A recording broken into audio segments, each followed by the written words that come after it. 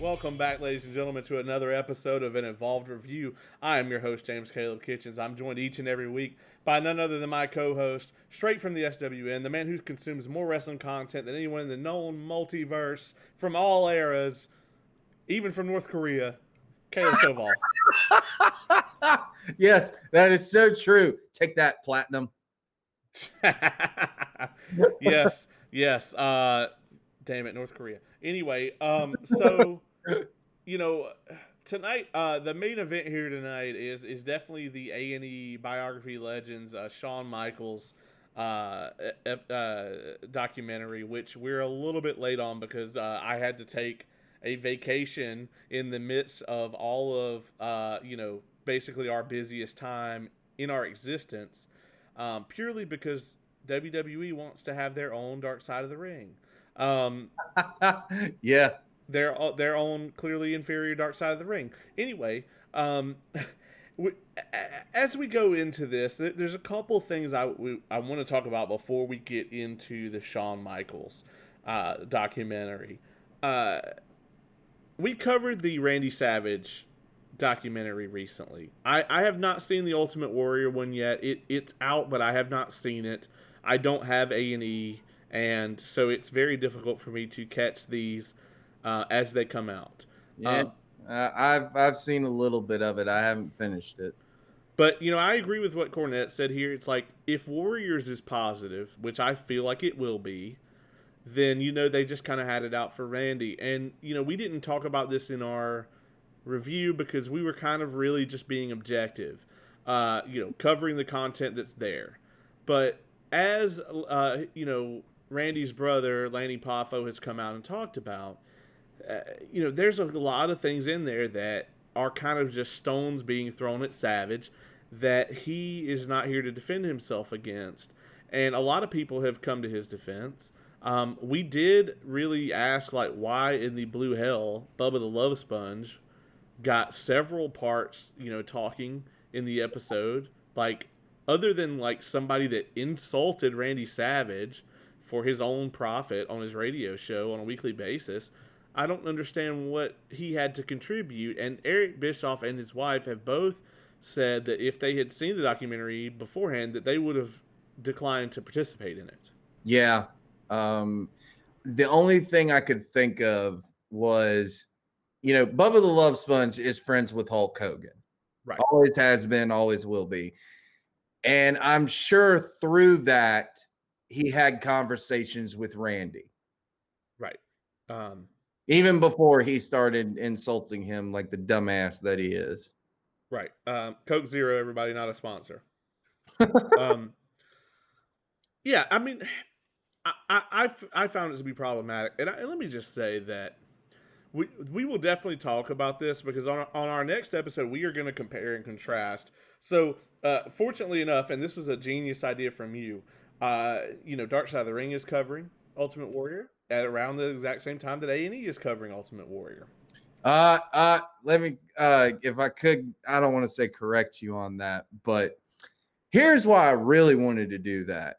Because I don't know if you know this, Ultimate Warrior's documentary for A&E was supposed to happen at the end of the season. They saw when Dark Side of the Ring was doing Ultimate Warrior, and so they moved it up for the airing. And we're gonna we're gonna combine them into one episode, and we're gonna kind of compare and contrast them. And let me just say that when it comes to the two of them, I've enjoyed covering these, but Dark Side of the Ring is vastly superior in all aspects. Yeah, because it's like with these, it's like WWE made them. But they'll give you just a little bit more than WWE would give you, just so it's edgy. But it's still the WWE story. It's still slanted the way that Vince McMahon would like history to remember you. Yeah. Now, that's very apparent when you have in every single documentary that they do now, there's Sam Roberts, Paul Rosenberg, or Bruce Pritchard. I mean, to be fair, Bruce Pritchard's in a lot of Dark Side Ring episodes too. because fine. Bruce Pritchard has a lot of insight, and Yeah, him I'm okay with. I don't want to get into whether we personally like Bruce Pritchard or not, but Paul Rosenberg is famous literally for being a wrestling fan, and that's it. Yeah, and Sam Roberts makes up the stupidest thing. Like, okay, he when they talked about Beware of Dog on the network and everything, you know, where the power went out and everything, he goes, I did not. He said, I paid for that to see the ringmaster and Savio Vega. I did not get to see that match. I'm like, no, you didn't. Right. No, Yeah. you didn't. The whole thing, I mean, anytime they're on there, it's just so cringe to me because I'm like, they could have gotten Cornette, but they won't. No. Because Vince McMahon would, turn over early in his non-existent grave if Jim Cornette were to appear as this all-knowing person in wrestling, which he is. I mean, love him or hate his opinions, but he knows a shit ton about pro wrestling, possibly more than anyone alive. And then, it's they could have got Scott Norton. We know that now. like, geez, I would have. Anytime any of these guys are on there, I'm just like, I could have given them that perspective. Yeah, I could have done that. You could have done better in a lot of these instances than these guys. I think I could have too. I didn't want to toot my own horn, but like, I know like random people that just casually like wrestling that would have had the same insight as these guys. I just don't. I'm not a fan of the way that that some of these. It's like you watch the documentary to get the perspective of the people in the know and to hear it from an angle that you haven't heard it from. Yeah. And we just don't get a lot of that in these. Like, the reason I really love the Booker T and the Roddy Piper episodes is because they were chock full of things that we were not familiar with before or things that had not really been covered. Yeah. But when you talk about the Austin, I'm sure the Foley one is probably going to suck. You talk about the one that we're going to talk about tonight, the Shawn Michaels one. There's like 2 or 3 little tidbits just over the edge of what they'll tell you. I mean, the most interesting parts of the Shawn documentary to me, besides Marty Jannetty's crazy ass, was the stuff that they showed of him today in NXT. That stuff was great because we don't get to see that. Yeah, that's very true. And here's the other thing I really this is what I cannot stand that Paul Rosenberg and Sam Roberts do. They talk about it like they were there. Like they're going this Shawn Michaels thing. It's just like at this point in time in his life, he was this and that. And I'm like, how do you know? You read it in a book somewhere, like I could have done. You looked it up on Wikipedia. Exactly. Like, it's just like, what the fuck? Like, and going back to that, in the Randy Savage episode, how many people were in that documentary? So many. Sam Roberts is like, look, man, so Collision in Korea, Inoki and Flair in the dressing room, they're getting ready for the match. Like, there's no possible way you could have even been on the continent. Like, I just, every time I see him, it just makes me want to turn it off. Yeah. Like, I want to just not finish it. I'm just like, no, I don't want to finish this now. After watching this episode, I tell you what I want. If WWE wants me to watch something, give me a 1 hour NXT behind the scenes every week of just Shawn Michaels going over the show with them in the back. Yeah, that was good. I mean, I like that. And by the way, I know you say that the Mick Foley one may suck, but I'm still looking forward to that one because I'm a huge fan of the Hardcore Legend. The quality of I will judge the quality of the Mick Foley documentary solely by how much Terry Funk is in it. Yeah, that, and I'll be interested to see how much they talk about his Japan run. I want them to talk about how when he just faced the Undertaker, everyone just automatically just assumed that there would be no rules. I know, right? Like, every time. But it's like, well, we're just throwing all the rules out today. Anyway, we digress. Yeah. Before we get into the nitty gritty on the Shawn Michaels, you did want to talk about this. So, live crowds were back at WrestleMania, and I think night one especially, that made it felt like this amazing thing because we haven't seen wrestling with real audience members in a long time. There was still piped in crowd noise, and it was louder on the second night.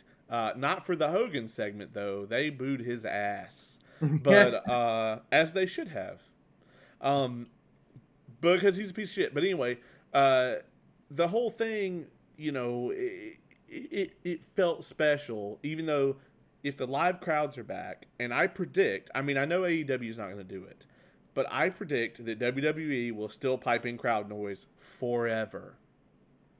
Yeah, they probably will. But I wanted to talk about this because, as you know, I'm a big sports fan. I like live sports, and one of my favorite sports is hockey. And they're right now, they are in the Stanley Cup playoffs. Now, think about this all throughout the season, right? And all of last season, they did not have crowds.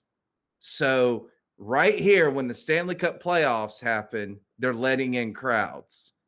I watched tonight the New York Islanders versus the Pittsburgh Penguins, and there was a sequence for about, I want to say about 15 minutes or so of hockey where it was just awesome. The Yeah. crowd was literally getting into everything. I mean, they were yelling stuff. They were every time there was a big hit, they were going nuts and stuff like that. And when the home team scored the goal, they came unglued and everything, dude. It was awesome. I mean, it was awesome to see that again. And I'm sitting there thinking, I'm like, man, this is hockey doing this. Now imagine what pro wrestling's going to be like again. I guarantee you, AEW sells out every show that they do. WWE will sell out every show that they do, and those crowds will be rampant. They will sell out Raw and SmackDown. I don't think they'll sell out very many house shows. Okay, well, I didn't realize that they were also doing house shows. I guess I didn't see all of that. But dude, not just wrestling, sports, concert venues are starting to open back up, which means comedy clubs are going to open back up and stuff like that. And especially here in Atlanta, where you have that stuff almost like 24/7. I can't wait for it, man. I'm excited. And look, I know that we've gone on here and we're going to talk soon about the upcoming AEW pay-per-view. We're going to review it and stuff like that. And look, people have had their problems with this storyline or this and that and that. And I truly believe, the product will be better now that there will be a live crowd. I'm not saying that it will change it completely because there might still be some stuff that you might not agree with and stuff like that. But I think a lot of it has been lackluster at best because of the no crowds. Case in point, I think I brought this up before we started recording, right? Orange Cassidy. We've talked about how popular he was, especially when they had, the crowds and stuff like that. And I think that they were going to make him a really big star, obviously. Then the pandemic happened, and it's like, well, we'd like to wait on his push. We'd like to wait till we get crowds back. But to be honest, no one knew when we were going to get crowds. We didn't know if it was going to be another year or so. Like we just, no one had a clue. So they had to go with what they had to go with. And I think that's for a large part of it. Now, I'm not saying all of it, but it's not just AEW and WWE, mind you, that are going back live.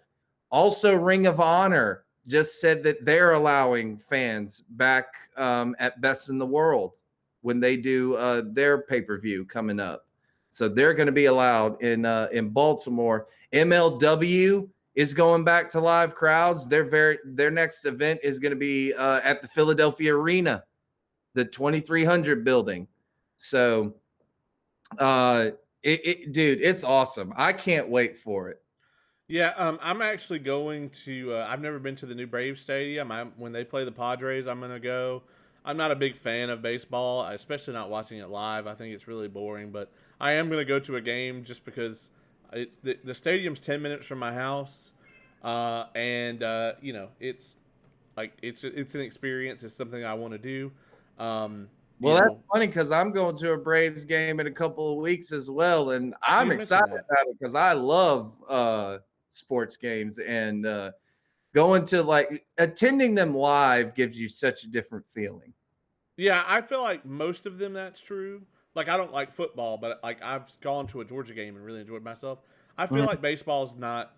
I feel like it's just not true. I feel like baseball is worse live than it is on TV.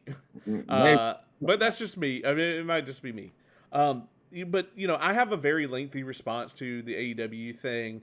But I think I'm going to save it for the review when we talk about the pay-per-view because I want to basically talk.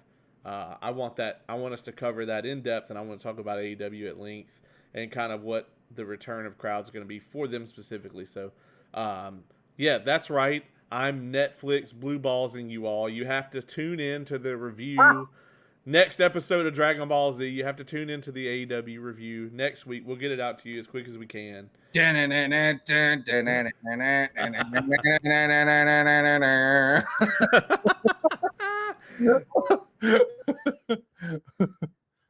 that being said, hey, Dragon Ball Z fans. Hey, and I tell you what, indie wrestling is also back open. So go buy some damn tickets and support some indie wrestling. That being said, we're going to talk about the A&E original biography, WWE Legends, Shawn Michaels. What a mouthful paragraph of a title for an episode of television.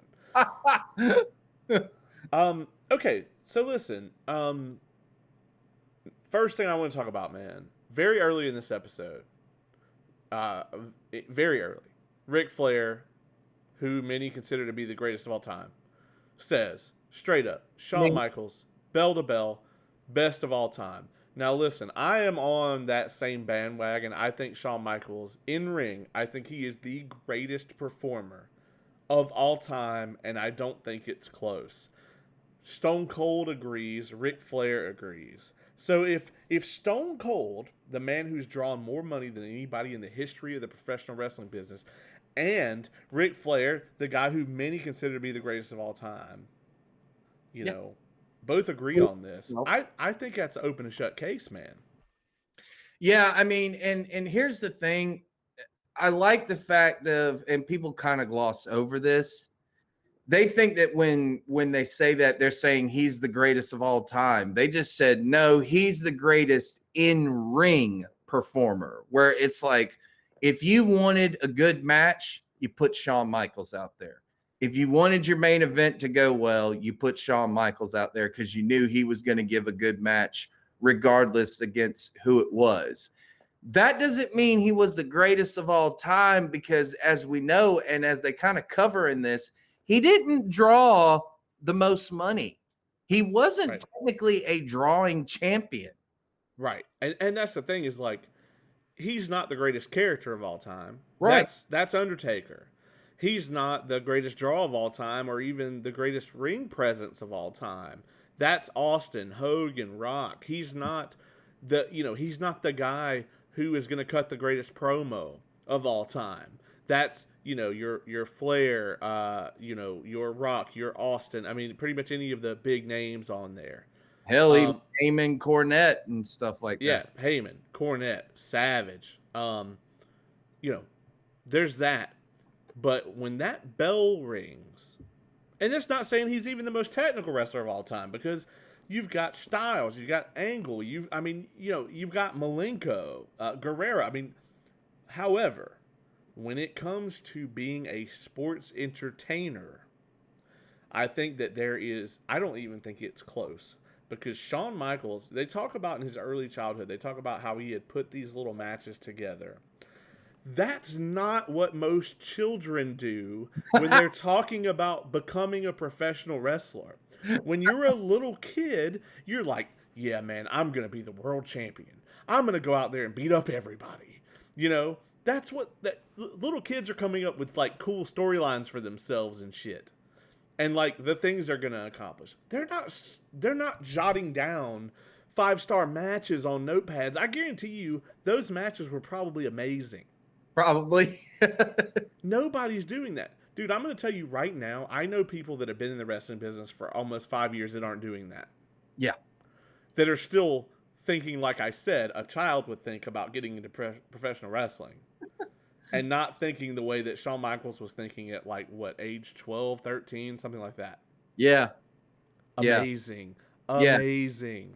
Yeah, it's amazing. I don't even do that myself, and I consume more wrestling content than probably Shawn Michaels did. Maybe not more than he consumes now. Maybe. He watches a lot of NXT, bro. A lot. Probably. We open here with him the Performance Center, which I thought was an amazing touch. I thought that was a great touch. It was such a, like, first off, he doesn't even look like the same guy. No. Which is important. And I think it's Adam Cole, which I appreciated his presence here greatly. Hey!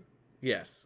I loved him and Gargano in here. And I think Adam Cole said it's like he's sitting there talking to you, and it's like he doesn't know he's Shawn Michaels. Yeah.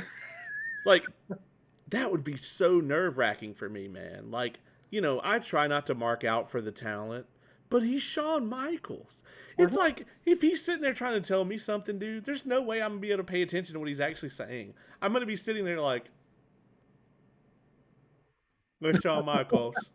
He's right there, you know? It's probably the way they felt when Dusty Rhodes was there. Like, so many people were like, oh my God, like, Dusty Rhodes is talking to me about my match. Like, well, you weren't going to be able to follow that conversation anyway. Well, true. Yeah. Yeah. It was Dusty. You weren't going to be able to follow that conversation, but it still would have been amazing. Yeah. I mean, the closest thing I've ever experienced to that is like Christopher Daniels trying to talk to me in the back.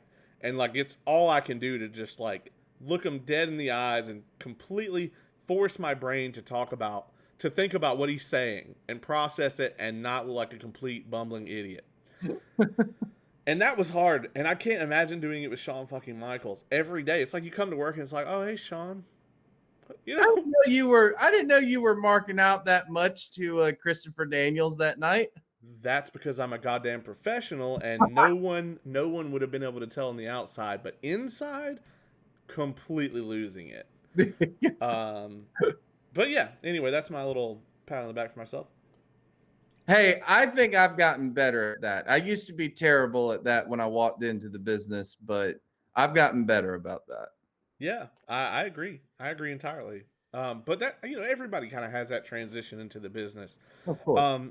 You know, and so right after they show us what he's doing today in NXT, you know, and Flair even says this. Flair's like, he was the best, but he was a dick, you know. And, you know, so then we kind of flash back to Shawn. And, you know, folks, I don't want to spend forever talking about the highlights that we all know about, right? I mean, it's kind of like with Austin, like some of this stuff we've heard a million times. His father thought wrestling was a joke. His parents didn't want him to do it. Finally, you know, he talks him into it. He starts training with Jose Lothario.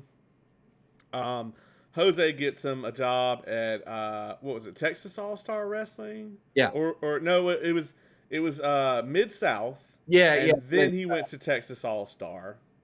And then he went to the AWA for a bit, and that's where you know, so he was teamed up with Jannetty in NWA a little bit, and then when he goes to AWA, they team him back up with Jannetty as the Midnight Rockers. Now, Jannetty's presence here was fantastic, and not in like a Scott Norton kind of way. I mean, like in a New Jack or Nick Gage kind of way, or a Too Cold Scorpio kind of way, except way worse because Marty Jannetty has. Here's my thing, man. I am shocked that they had Marty Jannetty come on this thing. Marty Jannetty has said and done some shit on social media. Look, listen. This may be the harshest thing I've ever said on this program. Marty Jannetty is going to get a Dark Side of the Ring episode. Oh, wow. So that was more harsh than what you said about Tony Deppen. Well, I'm just saying, dead or alive, Marty Jannetty's getting a damn Dark Side of the Ring episode. Okay? I'm sure he will eventually. Yes, Uh, and yeah. Tony Deppen will be forgotten and live on only through me insulting him on this podcast. Anyway, that being said, yeah, I mean, I was glad they had Jannetty on here, not because I respect him in any way, but because he was very entertaining to watch. I mean, he was very entertaining to just see him kind of like his responses to things, you know? He, Yeah. it was just like they don't want to have video of Shawn being like, yeah, man, we stayed out all night and did a bunch of pills and cocaine like every day. So they had Marty Jannetty do it. Yeah, of course they did. It's kind of like his old documentary that Shawn had. Yeah, but Jannetty like was all there at least Yeah, in he that. was. This one, no, he wasn't. And yeah, I'm pretty sure, didn't he like a couple of years ago, maybe, or last year at some point, didn't he like confess that he murdered someone on social media? He confessed that he murdered someone. Yeah. He also put pictures up of him actually doing blow. He also put up photos that he had to take down where he was like, I tried to hook up with this girl's mom, but I took her home instead, and the girl in the photo is not 18. There ain't no way in hell. So Jannetty has done a bunch of shit that you can go to prison for on social media. Okay. All right. Yeah. Okay. Yeah, he will more than likely get a Dark Side of the Ring episode. I'm He not sure when, but he will. He will. Season 4 through 6, somewhere yeah. in there. Depends on if they want him on the episode or not. So I'm surprised he's alive, to be honest. dude, me too. I, Me too. I'm really surprised. Yeah, And that's terrible to say, but but I mean, dude. So here's a story for you, real quick, before we move on. Here's a story about Marty Jannetty. I worked for I'm trying to remember the name, Watchman Broadcasting in North Augusta, right? It's an all Christian TV station. I was the director of a show called Club 36, and we had a guest on there who was a pastor or something like that. I can't remember exactly, but he worked with this place where Marty Jannetty apparently was a part of. I don't know if he was a part of this church or if he just knew Marty Jannetty. Like he wasn't very clear on that.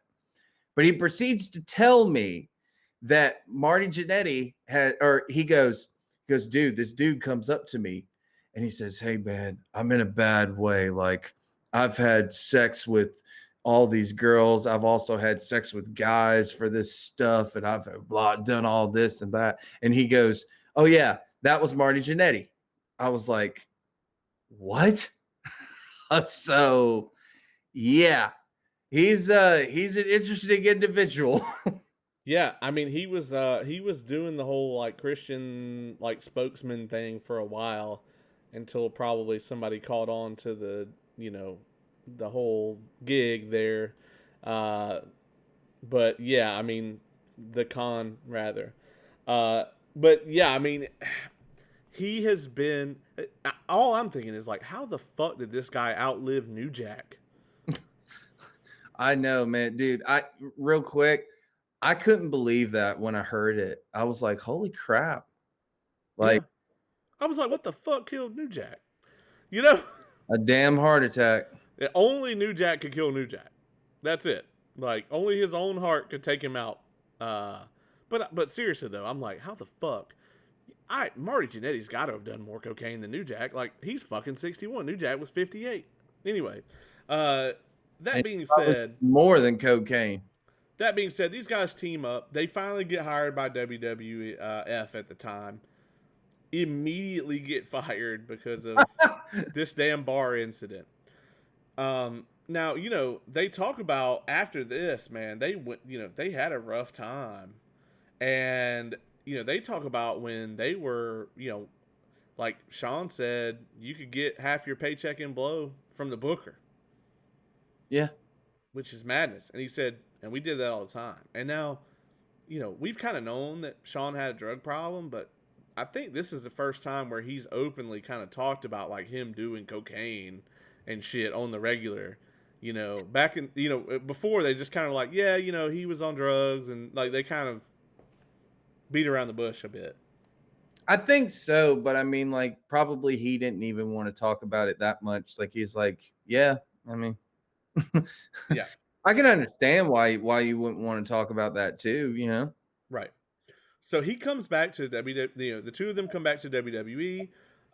They're doing the Rockers gimmick for a bit, and they do that for a few years, and finally, they realize that hey, Shawn is the Golden Goose in this tag team, and this turn is so famous that when there's a member of a tag team that sucks and isn't going to make it, he's called the Marty Jannetty of the team.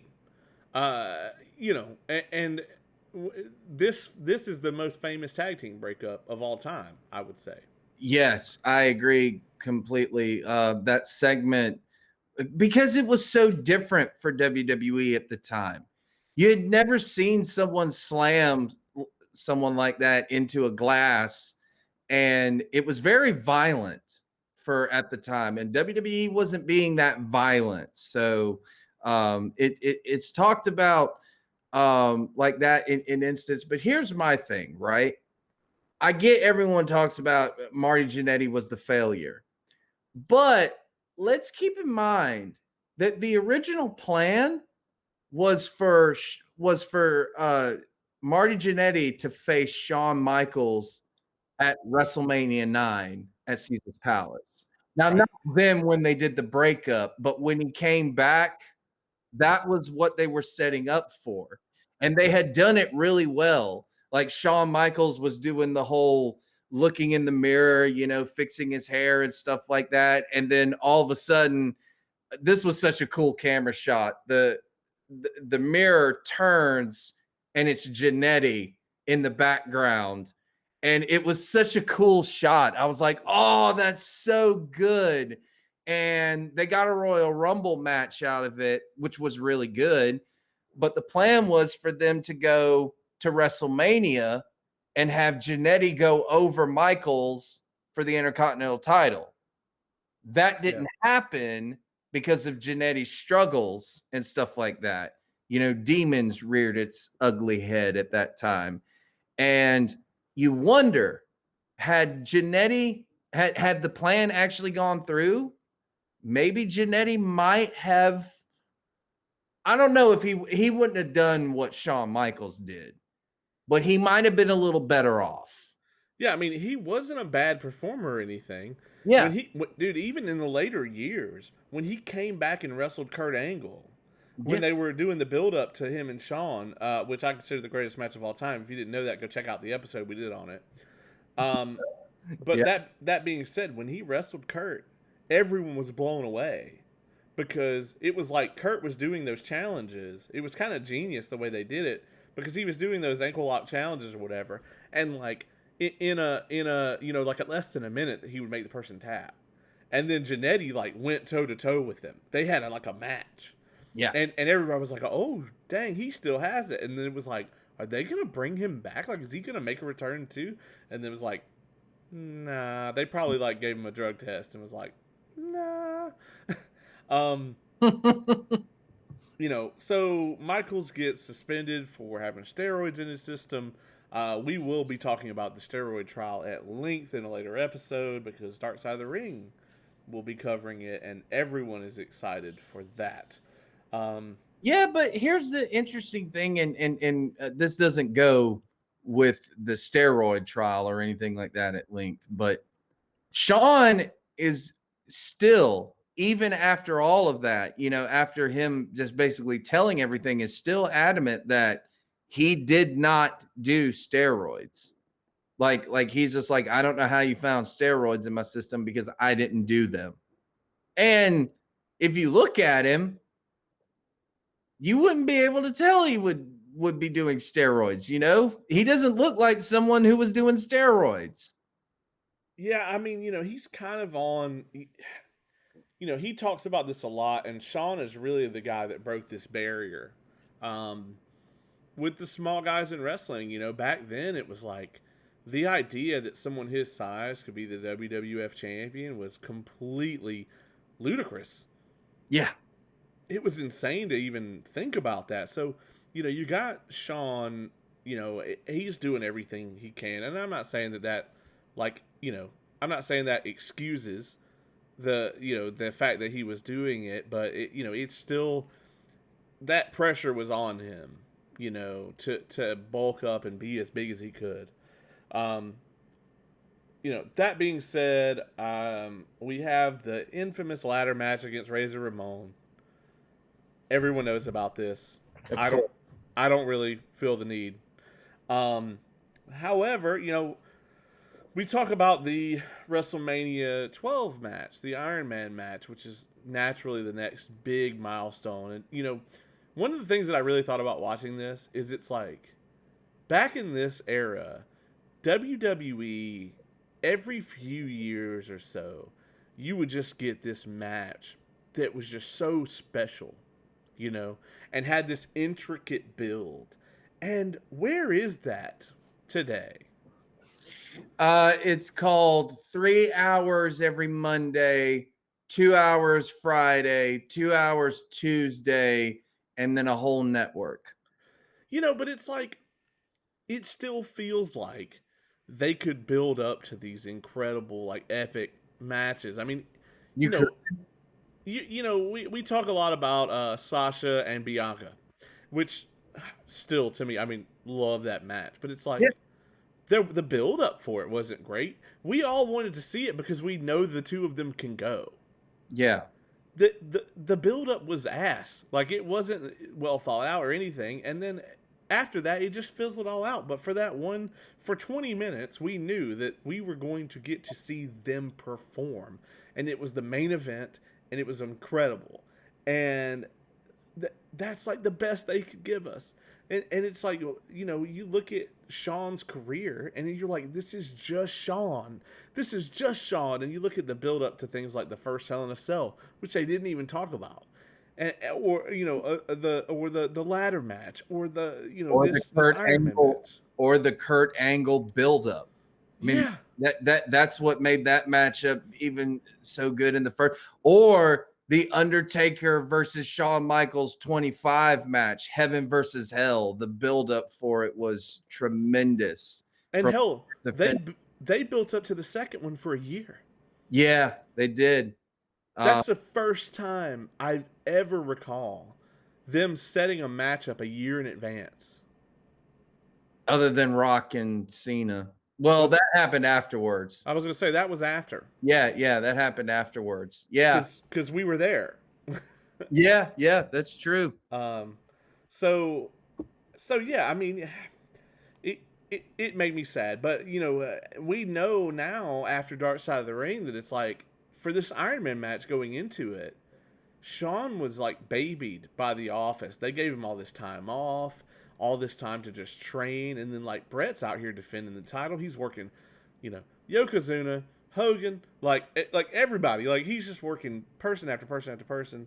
Well, not Hogan at the time, right? Yeah, not I was about to say Hogan. He did work with Hogan, but not during this time. And so he's working all these people in this era, and it's like Shawn's making inspirational training videos at home leading up to this match, and they didn't even talk about that here. I guess that's over the line for a WWE documentary. Yeah,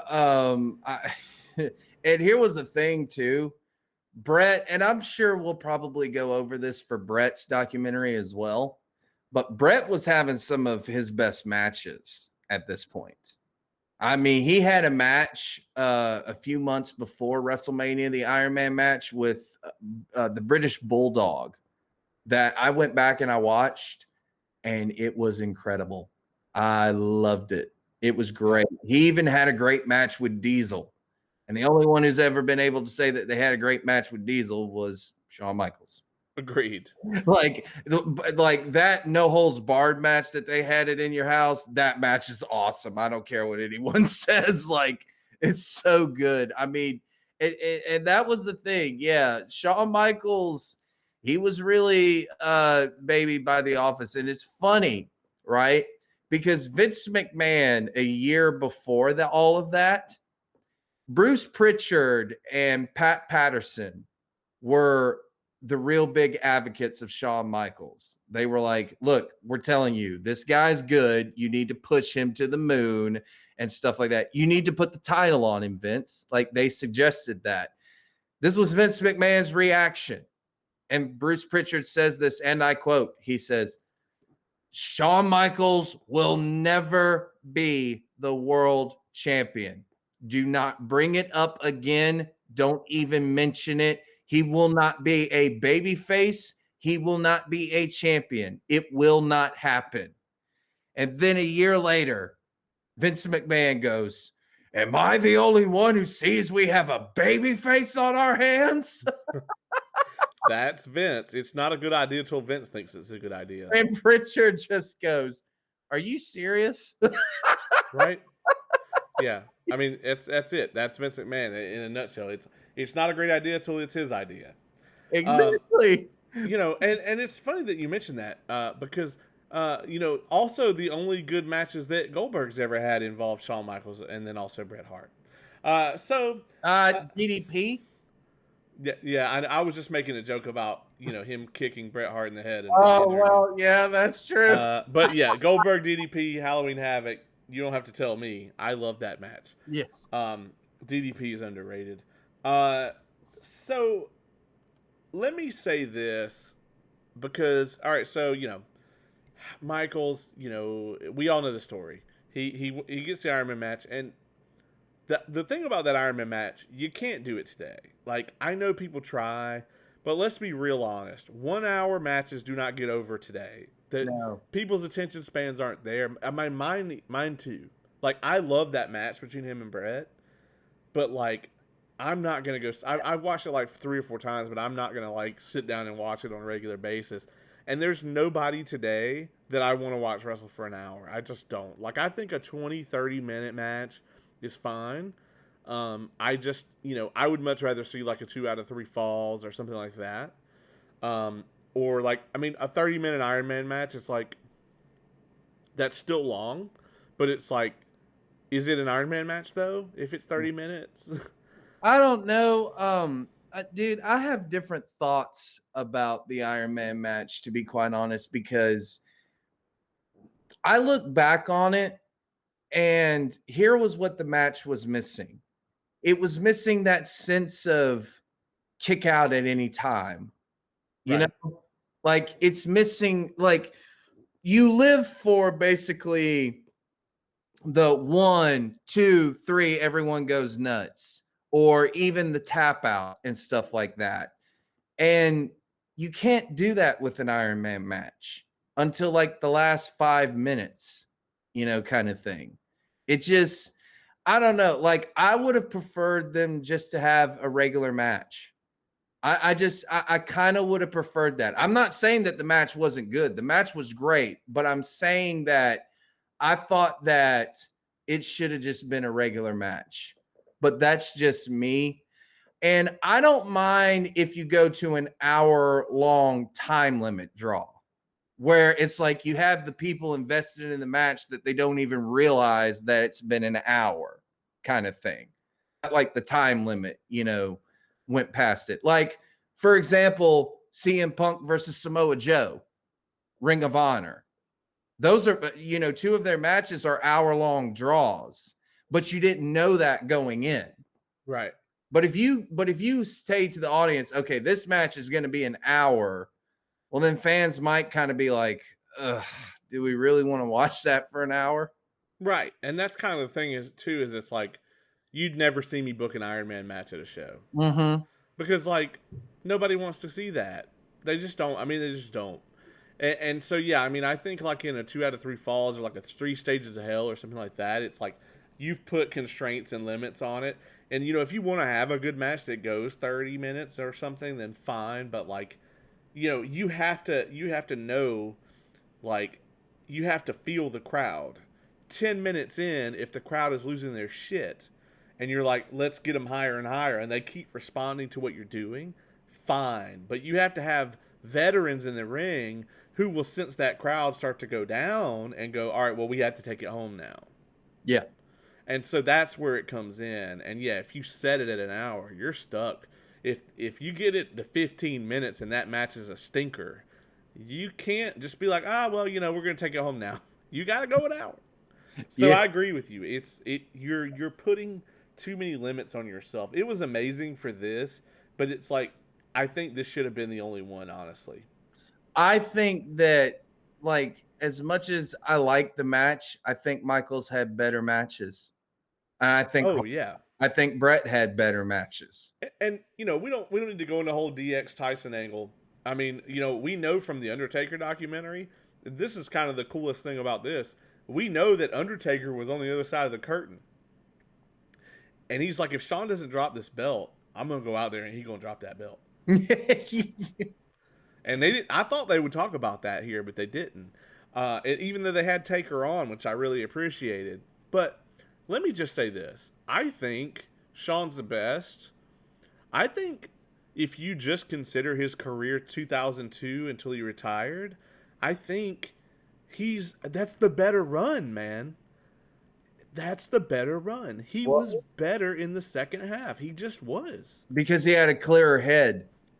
He had a clear head. He had a much better view of the business.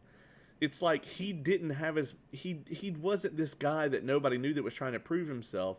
He wasn't going through all the drugs and all this other stuff. He was a guy who was given a second chance to go back and have what he should have had to begin with. Yeah. And that's so powerful. And like I did, you know, I was a WCW guy, you know this, and I know you were too.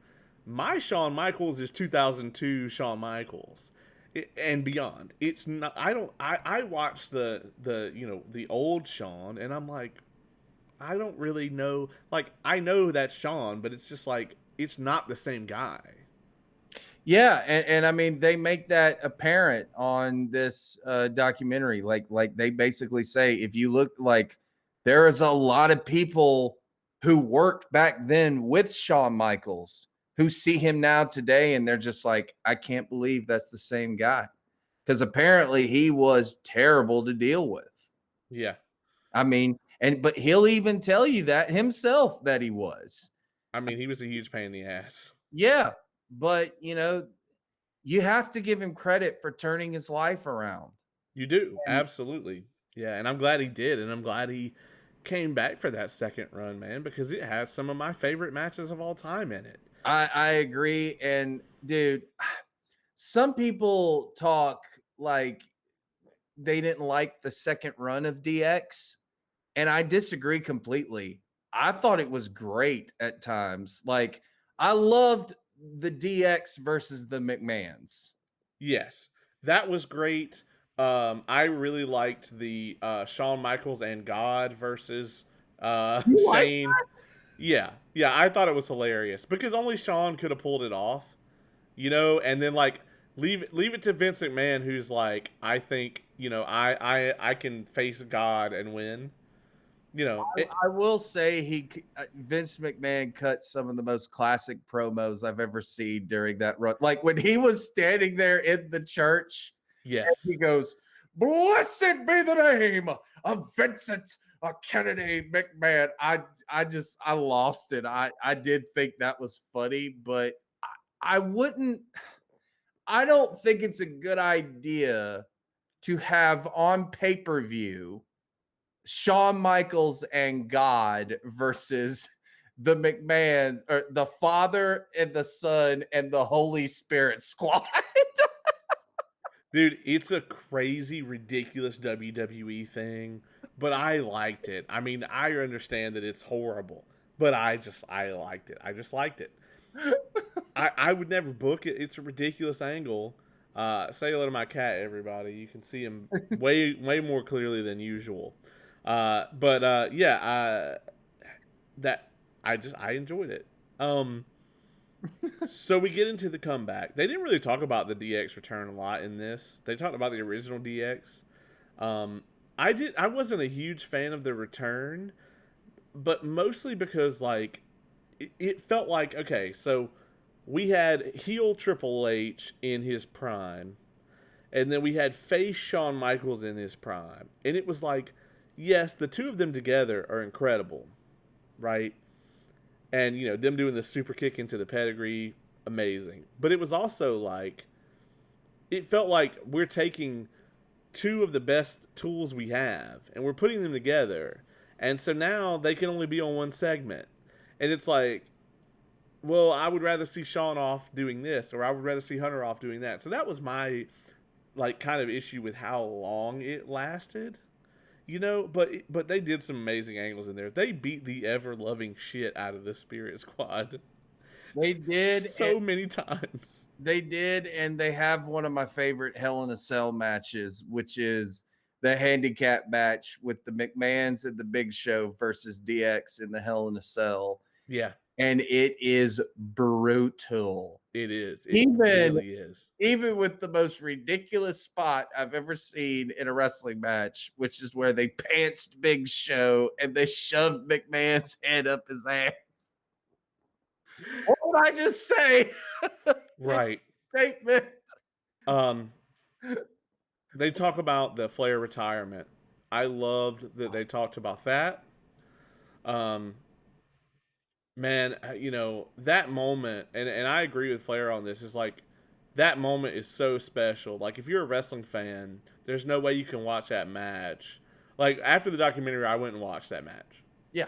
It's so good. And Shawn does carry him, but, like, it's just such an incredible moment. And I remember watching that live and tearing up because it was like, the book was just closed. I mean, unfortunately, it wasn't really closed, but the book, what at the time we thought the book was closed on a very special career of which there will never be another. You know, there will never be another Ric Flair. No, absolutely not. He's a once in a lifetime, and the send off that they gave him the night after, that might have been one of the best Raws I had seen in years. And then he went to TNA and wrestled Hulk Hogan in a winner gets a new hip replacement match.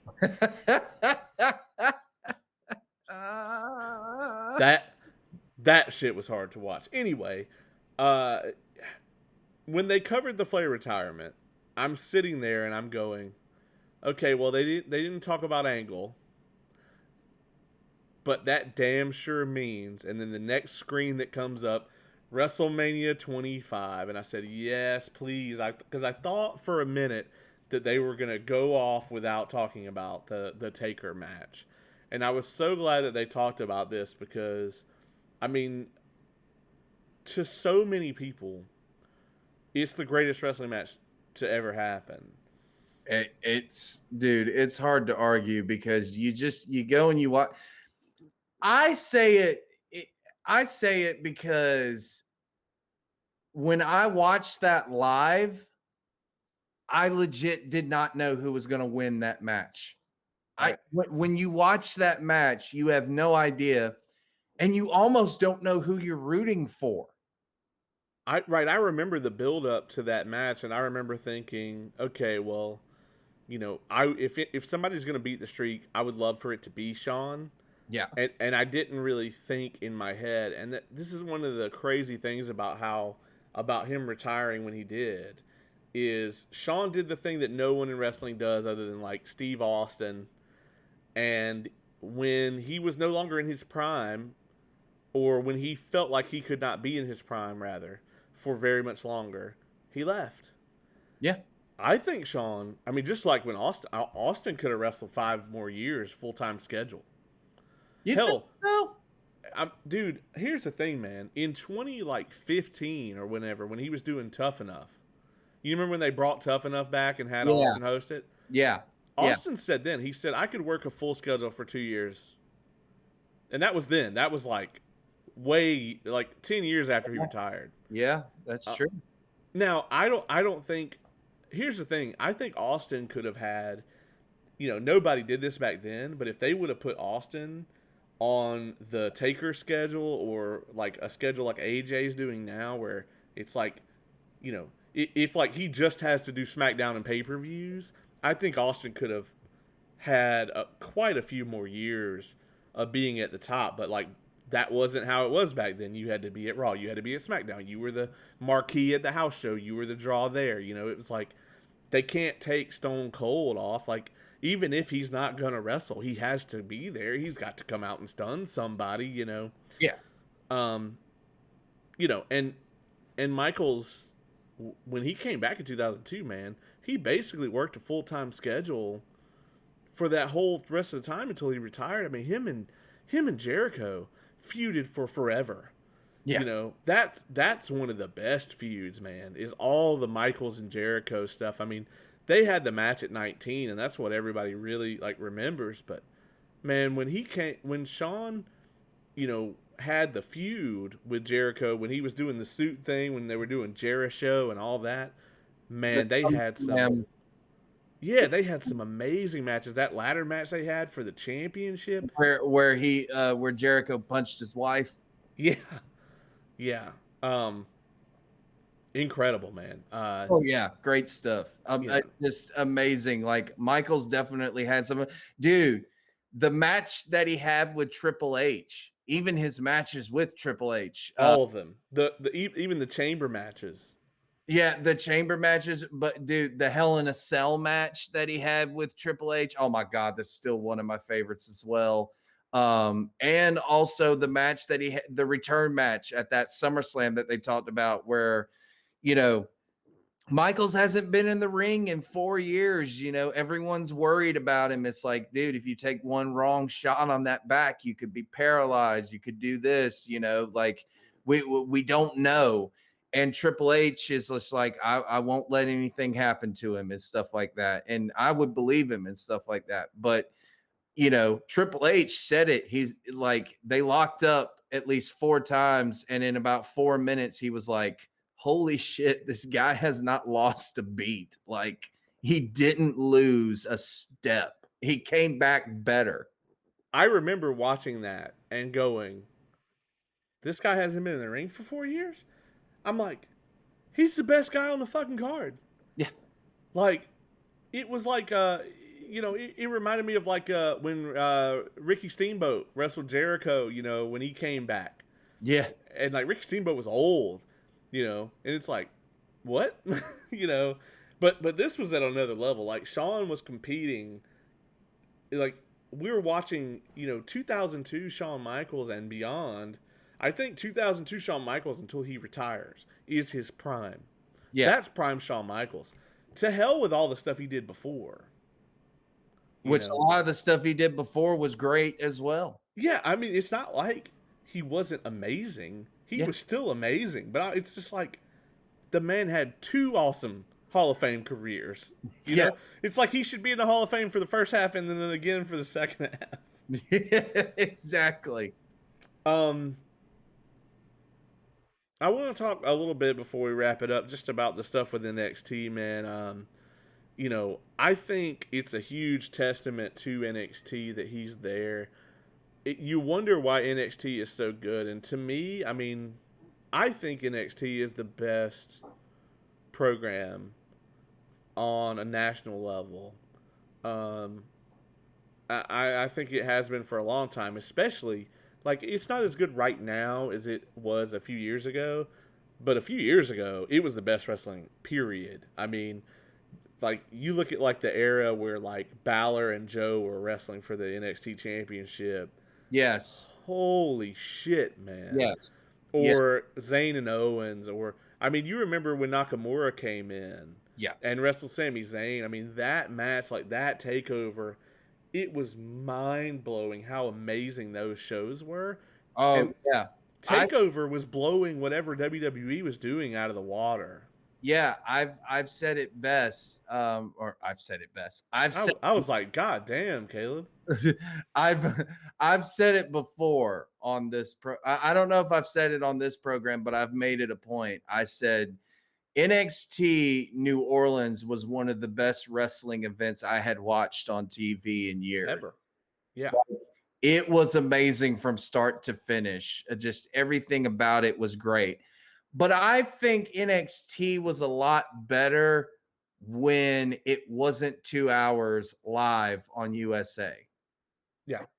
Because, NXT was better when it was 1 hour on the network, yeah, and you didn't see everybody every week. yeah, they would still have awesome matches though.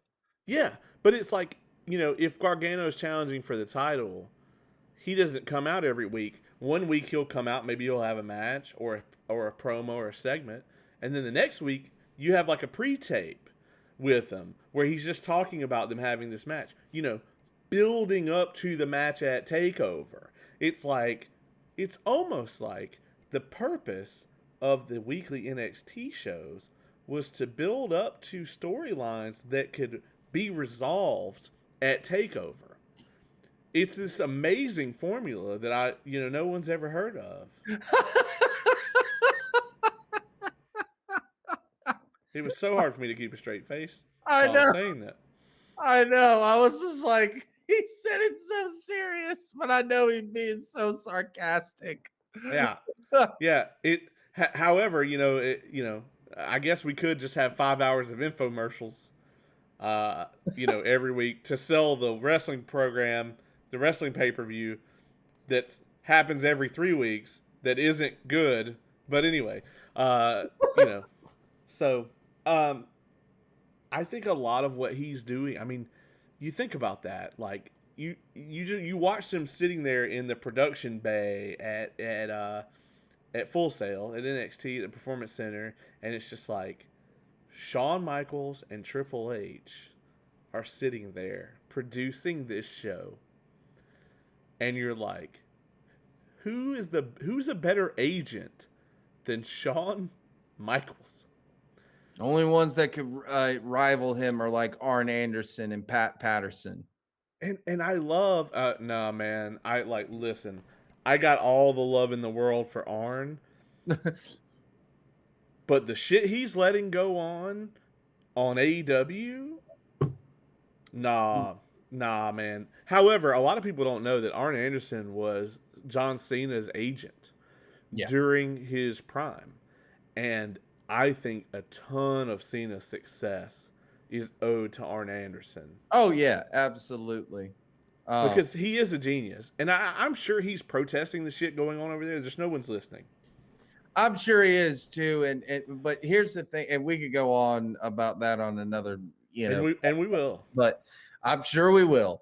But dude, when you talk about agents in the business or people to learn from, right?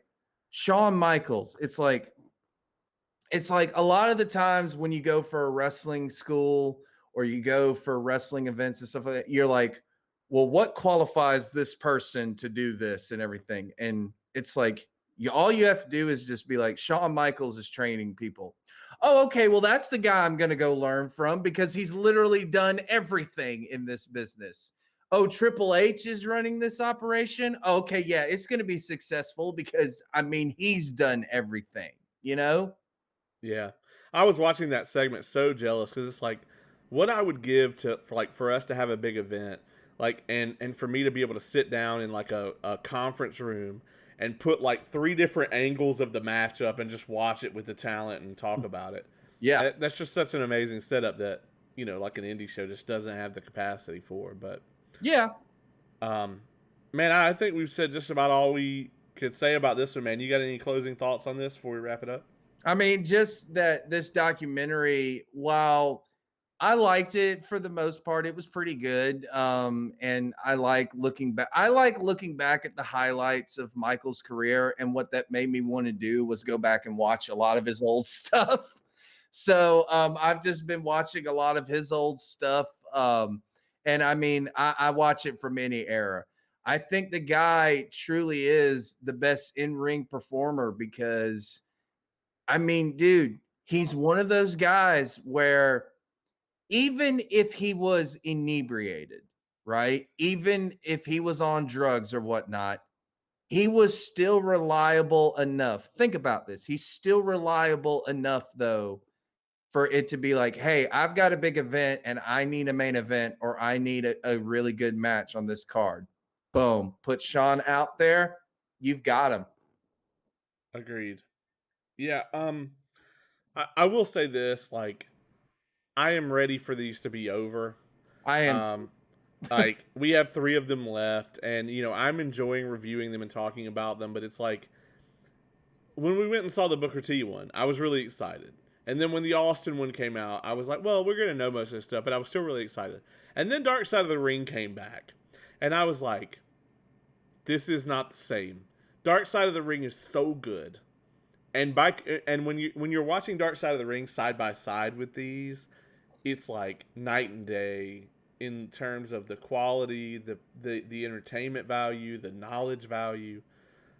They don't have these fuck offs that don't know anything about what they're talking about. Yeah. Um, but I, any I I agree in a lot of ways, but here's the thing: at the same time, they're two totally different programs. But does this not say though what I have been saying about WWE ever since the Wednesday Night Wars? That they are some of the most pettiest motherfuckers in the world. it's Vince How McMahon, dude. yeah, but how much more pettier could you be to be like, hey, we're not going to challenge now. We're not going to challenge actual wrestling shows. We're going to go and challenge now Dark Side of the Ring. Well, and that's the thing, man. Is like Vince McMahon wants, if anybody's going to be making money from wrestling, he wants it to be him, and it doesn't matter. It doesn't matter the what aspect of wrestling. And Yeah, and yes, he hates Dark Side of the Ring. I mean, that's pretty well documented. well, of course, because I mean, they haven't said that much nice things about him, or at least that's the way it's come across, especially with the Owen Hart episode and everything like that. And once this is all over, as we agreed, we are going to do the top 10 sins of Vince McMahon as an episode. And I'm very excited about that. We did? I didn't. Yeah, on the episode, remember Ace suggested it on the Pillman Oh, that's right. That's on right. Pillman Part 2, and we said we'll do it. That's right. That's right. I'm looking forward to that. But I don't know, man, because the Ultimate Warrior, right? I know, like, I got to finish the documentary for the WWE, but I'm looking forward to the Dark Side of the Ring episode. But it's interesting because Dana Warrior was tweeted by someone, and they asked, Yep, I saw this. you saw this, the smut and filth are not on my level or something like that, and I went, really? Which that tells me that she probably declined to talk to them. Oh, she did. Yeah. She did. But Vince McMahon probably went to her, which I like, fuck her anyway, right? Like, yeah, I don't give a single shit about her because all her shit with the Warrior Award is just so fucking fake and disgusting to me. I'm just like, I hate you because I've said this a bunch of times. My biggest issue with that shit is it's like the whole idea that like Jim Hellwig wanted for the Warrior Award was like for them to take the people that you never hear their names like in like the back of WWE that make all the shit possible and to bring them forward and give them some credit. And they're like, "Oh, well, we can't get any brownie points with the fucking press for that. So we're going to give it to like fucking camp counselors and fucking sick kids." And I mean, don't get me wrong, man, like that's noble and shit, but not for the reason they're doing it. yeah. You know, I mean, and I can see that, but yeah, I'm looking forward to his Dark Side of the Ring, and yeah, Dark Side of the Ring is in a different league, but again, it's not a wrestling show. right? It's done by wrestling fans, and the show is so good that Vice was like, hey, we're going to do another dark side and we're going to do the dark side of football. And people were really excited about that. Guess what? Not so much. I watched about 5 minutes of it and was like, nope, Well, not. it doesn't. It's not gonna have the characters, like wrestling. Dude, I mean, you've been around indie wrestlers. Like, just, I mean, it takes. There's something up here that just has to be a little off for you to decide to get in the ring and throw someone around or be thrown around. Of course. It just is. I mean, you and I both have whatever that thing is. Yes, exactly. I So, mean, we have that thing that makes us want to write that stuff and everything like that, and want to, get put through hell and stuff like that. But yeah, I don't know. I'm looking forward for these to be done, but I will say that I'm still looking forward to the Bret Hart and Mick Foley episodes as well. yeah, I mean, I'm looking forward to them being done, but I'm also looking forward to covering them. I think the remaining ones will be interesting, especially with the Warrior. It's like I really like that we're gonna get the WWE slant on the shit, and then we're gonna get the Dark Side of the Ring, unbridled truth. And I'm not trying to say that the Dark Side of the Ring people don't have a story they're trying to tell. They certainly do because that's how entertainment works. Yeah. But it's not like they're not like personally involved in it, and they're not like covering shit up because they weren't there either. They're just making a documentary. They just want to expose it. It's an expose rather than a documentary, and the WWE shit has their grimy prints all over it. And we're over it. Yeah, um, yeah. I mean, I agree with you, but if you want to learn, if you want to hear more about the Dark Side of the Ring after it airs, I would suggest check out Dark Side of the Podcast yeah, with the creators of the show and Conrad Thompson, obviously. yep. And Cornette had them on at the start of the Yeah. season as well. They came on his podcast. He's been reviewing these briefly on, I think, the Experience. I kind of just I don't really keep up with the Experience and Drive Through. Like, it's all the same damn show to me. I just Like, listened to the drive-through. the Drive Through is supposed to be the Q&A, but I've legitimately listened to a 3-hour episode of the Drive Through where the first question gets asked at like an hour and 40 minutes in. Yeah, So I'm just like, they're the same show to me. I don't really, they are. But yeah, he's been talking about it on there. So anyway, Caleb, man, thank you for joining me each and every week, dude. We have so many exciting episodes coming up. We have, the Ultimate Warrior that we talked about. We're gonna be doing AEW's next pay per view. Is this Double or Nothing? Yes. Okay, I haven't been following it. If you can't tell, I haven't been either that much. I mean, I don't like modern wrestling without the crowds and stuff like that. yeah, me either. We'll review it this coming Wednesday. We're gonna watch it Sunday. We'll review it Wednesday. It'll be tons of fun. I am looking forward to it. I think there's gonna be some great stuff on the card. So we'll be covering that. We'll be covering Dark Side of the Ring. We'll be covering A&E Biography, Legends, lots and lots of stuff. And after this is all over, I think we should take a break. Until the second part of Dark Side of the Ring. Yeah, probably not that long because I think it's going to be quite a break. I think it's going to be a couple months. I would imagine. I think maybe they'll do it in the fall. Yeah, I think so, probably. So, anyway, all that being said, there's only one thing left to say, and that is that this has been, as we all know, an Evolved Review.